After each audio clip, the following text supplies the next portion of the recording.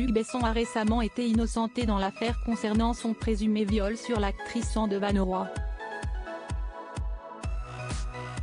Le cinéaste a dû ressentir un immense soulagement en prenant connaissance du verdict, tout comme sa femme Virginie Sia qui a beaucoup souffert de cette situation et qui vient de s'exprimer dans les pages de Paris Match.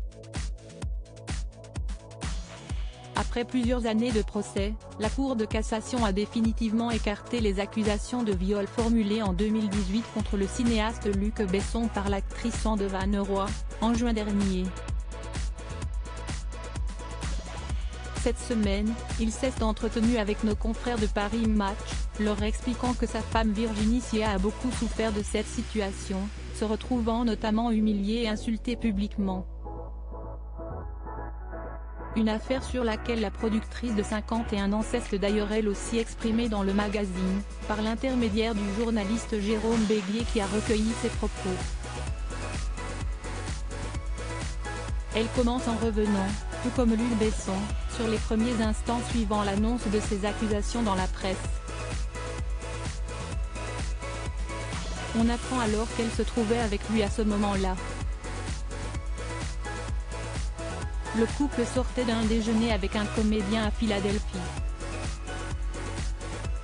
Si elle s'amuse dans un premier temps de voir le nom de son mari être associé au mouvement MeToo, elle l'avait apparemment prévenu qu'il était la proie parfaite pour déclencher une nouvelle polémique, note de la rédaction, elle déchante rapidement en prenant conscience de l'ampleur de la situation.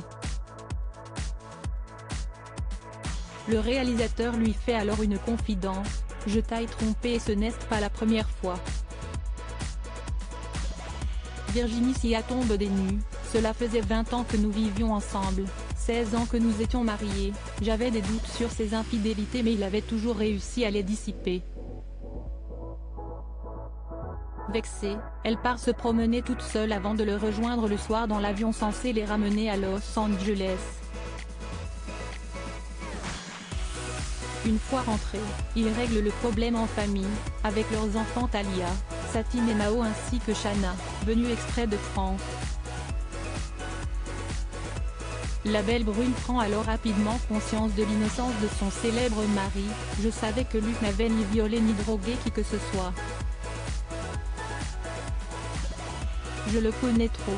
Elle précise ensuite, « Avant de commencer notre relation, nous avions travaillé pendant 2 ans ensemble et je connaissais son comportement avec les femmes. Je suis au courant de ses blessures, son besoin d'amour et de reconnaissance est un puissant fond. Si est pour cette raison qu'elle a voulu le soutenir autant qu'il était possible dans cette affaire, je n'avais pas envie de l'accabler. Si elle n'a désormais plus confiance en lui, elle continue de l'aimer. »